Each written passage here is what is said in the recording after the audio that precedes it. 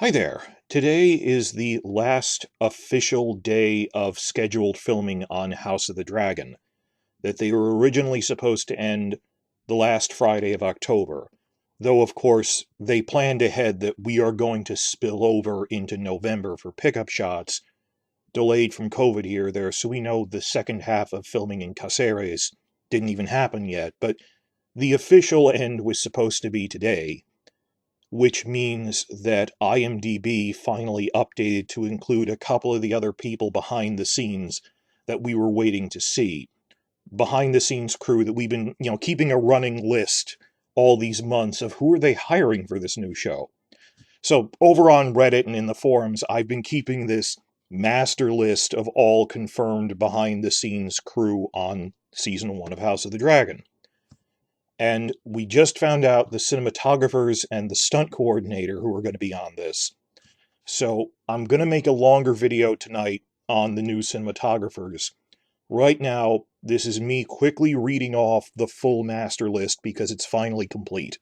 For screenwriters, we have Ryan Condal, who's also the showrunner.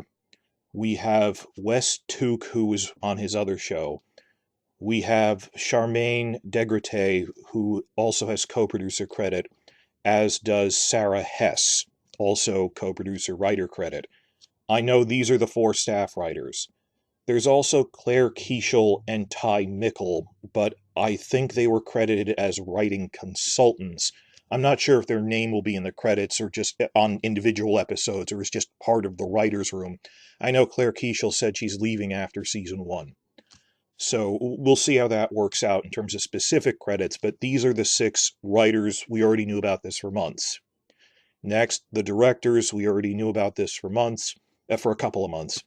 Miguel Sapochnik, who is also credited as co-showrunner because, all the absurdities going on behind the scenes on Game of Thrones that Benioff and Weiss don't know how logistics work and would overrule their directors when they told them that is not only on an unfilmable scale, it is dangerous to film. I'm so relieved that I think that was a condition of him coming back. You have to make me co-showrunner so no one can overrule me again we'll have a horse charge and have the horses run into each other. It's just, that is ridiculously dangerous. He had to talk them down from that. So Sapochnik is back, also credited as co-showrunner. And we have 3 new directors, Greg Yaitanes, Claire Kilner, and Geeta Patel. Next, I'm going to run through some of the key creative people who will probably be here more than one season. Then I'm going to get to cinematographers and film editors. Costume designer is Janie Tamim. This is the new Michelle Clappin. Janie Tamim, she worked on Harry Potter, she worked on Bond, she worked on a couple of things. Also, Simon Brindle, the armor guy. That working with armor is a bit different, metal, than working with regular costumes. Simon Brindle is returning from Game of Thrones. He's been there since season 1. I guess there's only so many professional armorers in, all of Europe. However, the sword master, I lump all this under costume design because it's, it's related to what people wear. Weapons are part of a character's costume if you think about it. We have a new weapons master, sword maker. Used to be Tommy Dunn. He's out now. The new sword maker, weapons master, is Tim Lewis. So that's the costume department. In terms of production design, this is the new Gemma Jackson, or the new Deborah Riley, is Jim Clay. Now, both Janie Tamim and Jim Clay worked together before on the award-winning dystopian sci-fi movie Children of Men. So we got the costume designer and the production designer from Children of Men.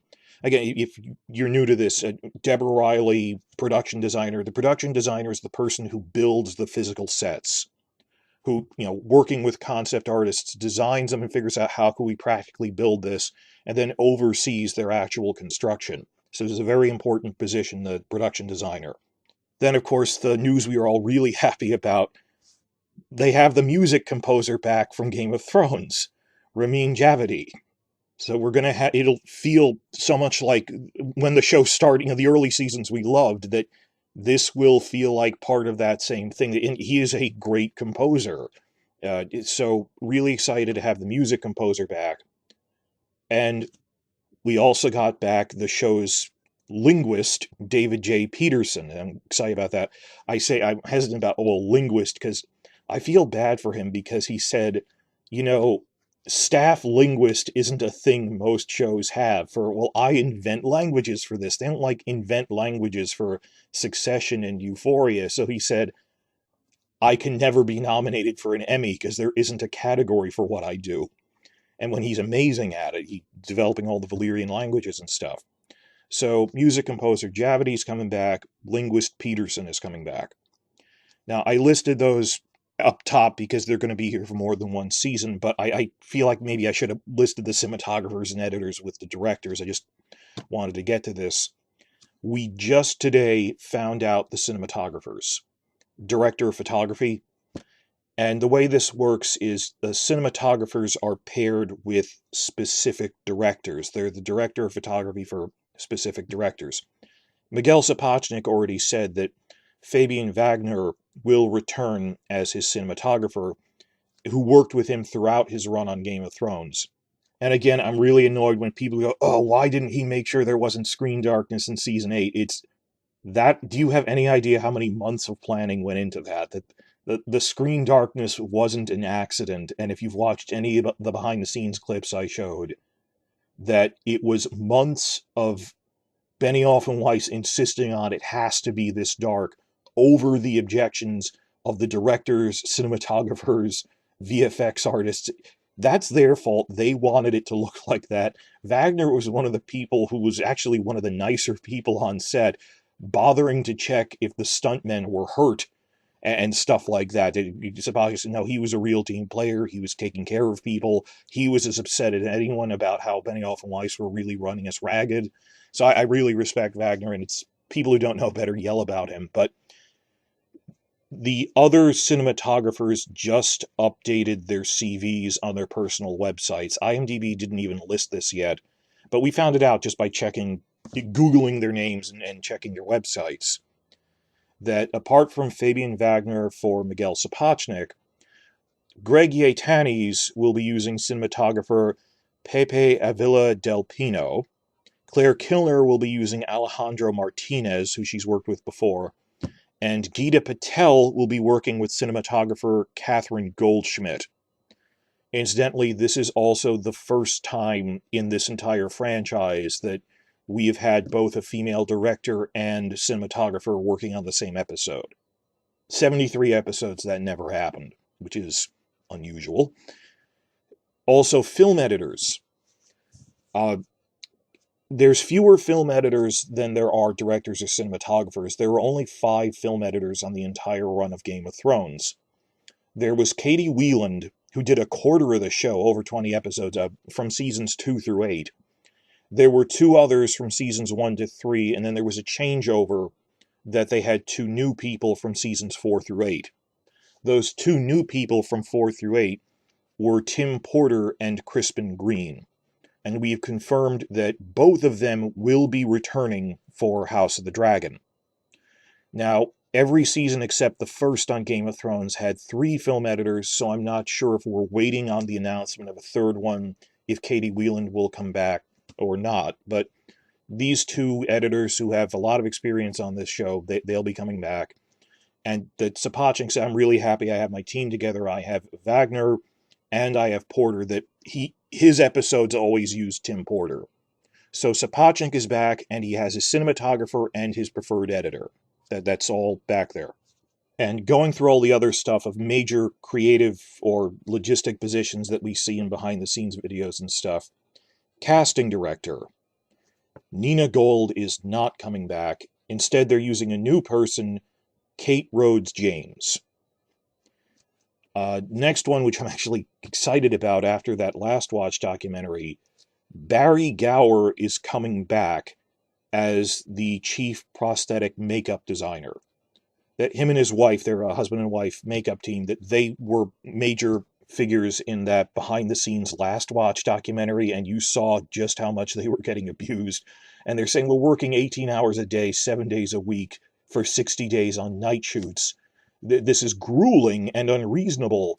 And then, like, Benioff and Weiss came in the room, inspected their stuff, didn't even talk to them personally. You could tell that they're talking in hushed whispers and afraid of them. You can just see in that clip the dynamic that there is no collaboration. These guys just come in and go, that's a thing. And they slaved over those crypt whites, the really rotted skeletal whites in the Winterfell crypts. When you see tell me in the comments, if you've seen the Last Watch documentary, it was upsetting seeing just how much work they put into things that Benioff and Weiss used for a fraction of a second because they have no sense of scale.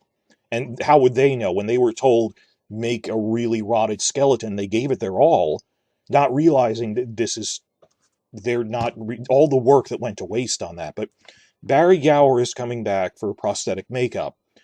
Obviously, there won't be zombies in this one, but they do all the, like, wounds, guys who lose limbs or severe injuries on a battlefield. That's part of prosthetic makeup. And of course, burn prosthetics. Gonna be a lot of heavy burn prosthetics in this show. So he's coming back for that. He'll be getting a lot of work in that for all the battle damage stuff. It doesn't say if his wife is coming back. I know they have a child, so maybe she's taking time off for that. But Barry Gower will be back. That's nice. As for special effects, there's two halves to that. There's practical effects and digital effects. Practical effects, like on-set actual flame and stuff, when they actually set stuntmen on fire or just launch real trebuchets, a thing. The practical effects, which is a lot of work.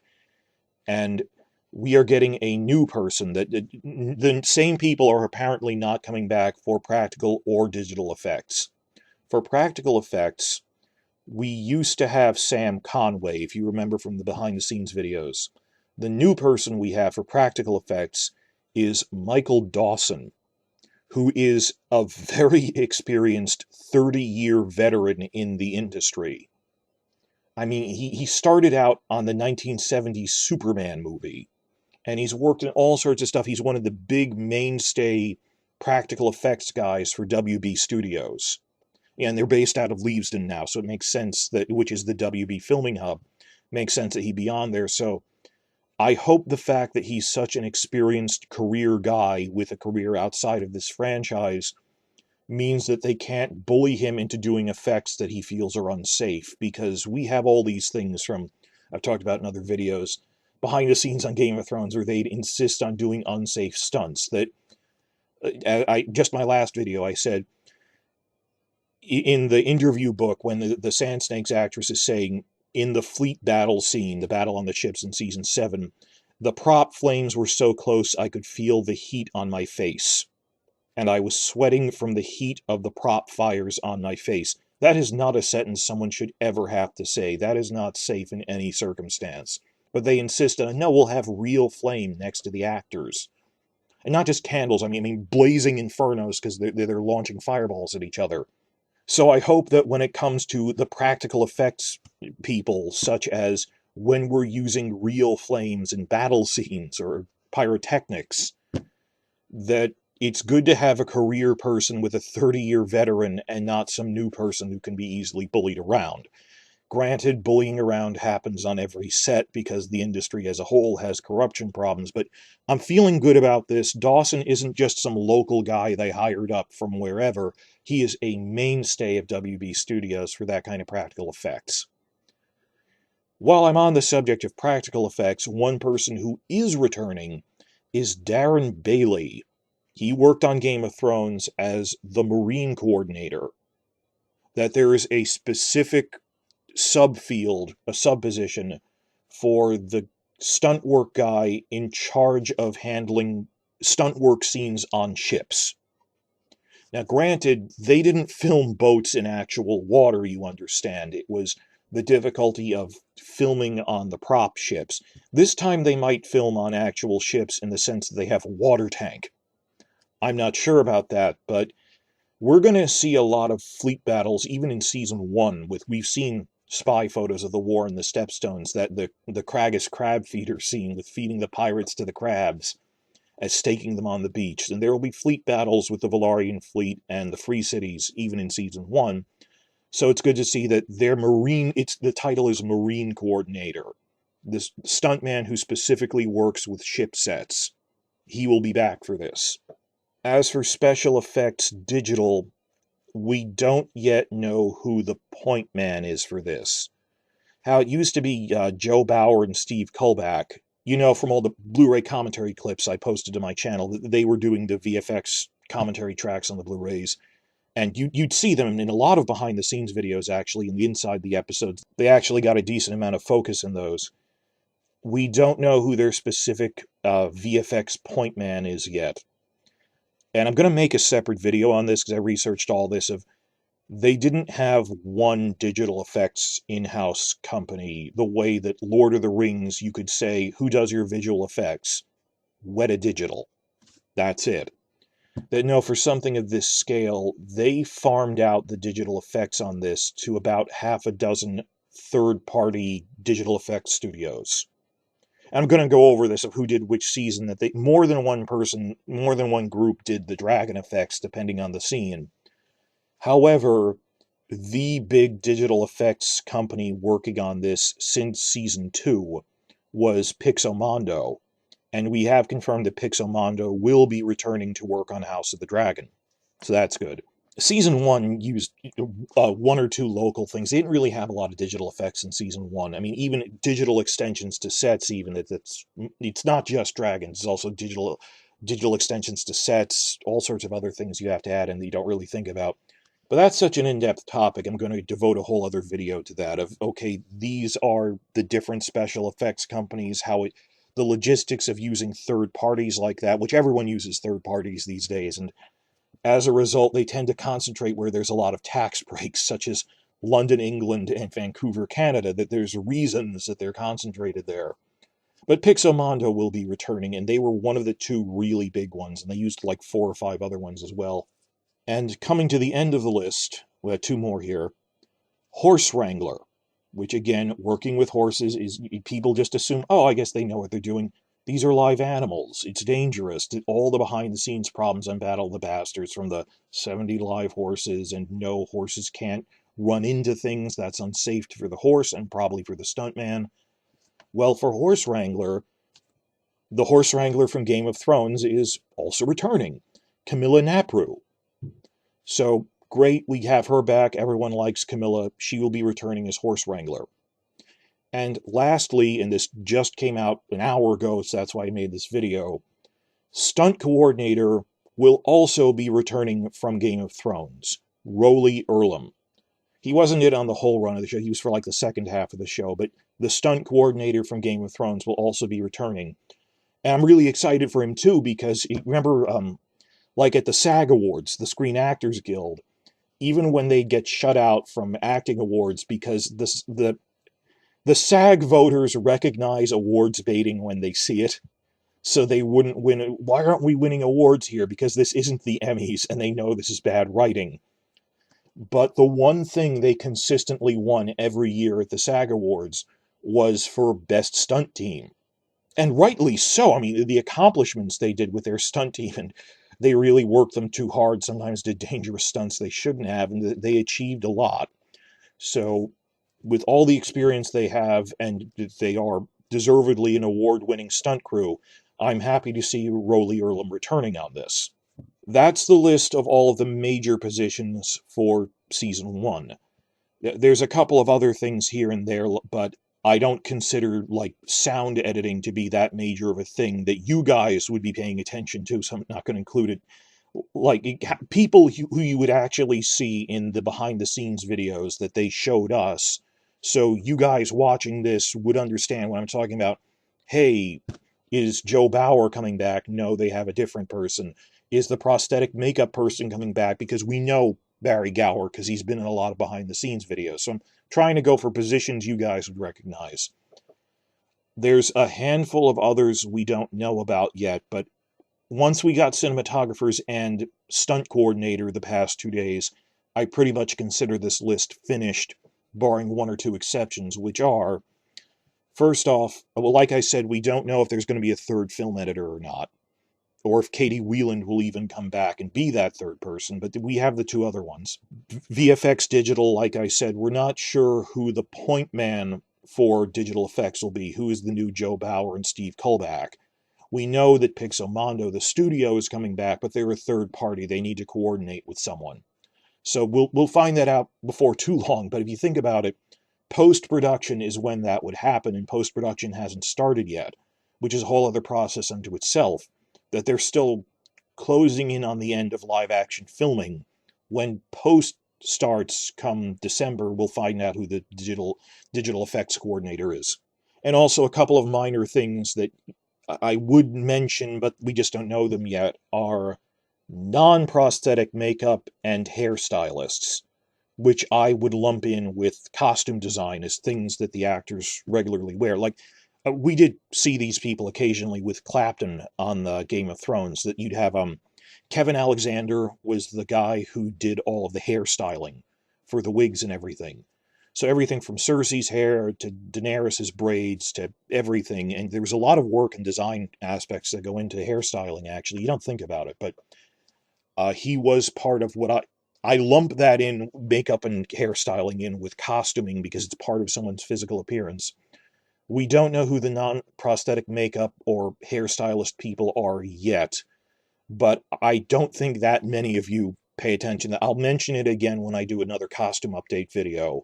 If we've learned it, if we get the full trailer that comes out in December or whatever, if we find out who the hairstylist is by then, I'm not going to make a separate video. I'll just mention it in that. By the way, here's some other costuming crew we found out. Also, like, they had a dedicated person under Clapton, Michelle Gallagher, who just did the embroidery. But that's part of the costume department, so I'll mention that in costume videos. I'm not going to make a separate announcement about that. The big thing we don't... These are just minor bits here and there. Might be another film editor, who is the digital effects coordinator, who liaises with Pixomondo, who we know are coming, hairstyles and non-prosthetic makeup, which is an extension of costumes. The only one I have note for you guys that we don't really know yet are the line producers. By which I mean the people physically on the ground coordinating the filming on location or even in the studio. And this was never very clearly defined on Game of Thrones to us. They didn't give us an organizational chart, because how many people are listed on IMDb as a producer? But then you look through it and you realize they're a money person, that they're not on set doing stuff. It's clear when it says they're a line producer. That means the person on set coordinating everything. Sometimes they don't list the full title like that. That starting with season 2, the big producer coordinating the logistics on the show was Bernie Caulfield, who a lot of you have seen in behind-the-scenes videos, so I think you're familiar with the name Bernie Caulfield. So who is the new Bernie Caulfield is basically what we're looking for. She was the hand of the king for the showrunners, coordinating the logistics side of things, or trying to. And she was a real enabler for them. And just looking, she wasn't silently suffering. That you could tell Deborah Riley was the one suffering, and Caulfield was the one who, just head in the clouds, living in a bubble, really didn't seem to care that this was implausible. And once or twice she'd make a snipe about, wow, we used this set for all of 3 seconds, but whatever. Also, like Chris Newman, the guy with the beard. So I don't know who the line producers are yet, who are coordinating the logistical side of things on set, on location. And we have some people listed on IMDb. I mean, like, there were location managers for Cornwall, but was that the head person, or just the person coordinating where they put all their stuff? And now that they've been filming in Spain, I also thought we'd find out who the line producer was, but some of this we'll find out as we go along. Like, these are people who we would see in behind-the-scenes photos, as the director handles the art side of things.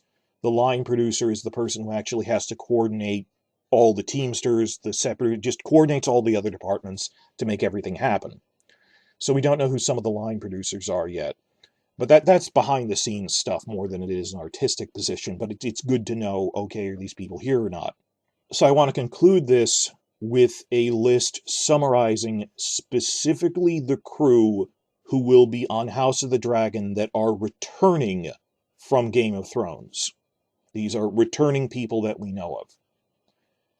Miguel Sapochnik, director, plus his staff like his cinematographer Fabian Wagner, the film editors Tim Porter and Crispin Green, music composer Ramin Djawadi, linguist David J. Peterson, lead armorer Simon Brindle, who has been with Game of Thrones since season 1. Everyone likes him. Prosthetic makeup lead artist Barry Gower, the marine coordinator for stunt work Darren Bailey, the stunt coordinator Rolly Earlham, and the horse wrangler Camilla Napru. Now, there's actually some other people who are returning. There's stuntmen who actually were on Game of Thrones before this, but you wouldn't recognize them by name. And logically, like some of the electricians or the stuntmen and stuff will recur. I'm not going to go through everything on that. I also saw that, like, the gardeners who worked on King's Landing back in season 1 are coming back for this. Back when they had to make interior garden sets for King's Landing before they switched to on-location stuff in Croatia. But there's only so many people who do that in Europe of, well, I make gardens that appear in TV shows. So some of the landscaper people, electricians, stuntmen, like, I'm not going to list off, oh, this person's one of the human resources guys is coming back. We know, it's a company. But this is pretty much all the people from behind the scenes who will be returning on the show. And just in terms of the look and feel, it'd be great that, as Sapochnik said, I am back with my cinematographer, with the editor I used, and he will be working with the same stunt coordinator, same horse wrangler, with the same music composer, the constructed languages of Peterson, with actors wearing armor made by the same armorer, and prosthetic makeup for injuries. So they got a decent number of people back from behind the scenes who we all really liked, who we thought they were doing a good job in spite of the leadership on this show from the old showrunners. So I'm not going to make a separate video if we eventually find the line producers. I'll probably find that out when you do, when we see behind the scenes videos for the first time. After this, I'm going to make a very short video on David J. Peterson's return, just going, well, what language stuff can we expect in House of the Dragon, because they're not going to the Dothraki or to Slaver's Bay again. What else could they do? A lot of stuff with the Free Cities, basically. That'll be short, though. I have already scripted out a much longer video on these are the cinematographers who are coming back. Like here, I mentioned them briefly, we just found it out today, but I wrote up 5 pages of notes on, okay, these are the cinematographers, this is what they've worked on, it's more of a specific profile. And then I've been planning for a while, big profile video on the 3 new directors. I'm going to do the cinematographers first because that was announced just today, so it's recent news. Then I'm going to get to the director one. On top of this, I have to deal with filming news from spy photos and all sorts of other stuff. But I'm skipping out of order because it just happened, and this is our final update on, this is the master list of all of the behind-the-scenes crew on House of the Dragon, new and returning.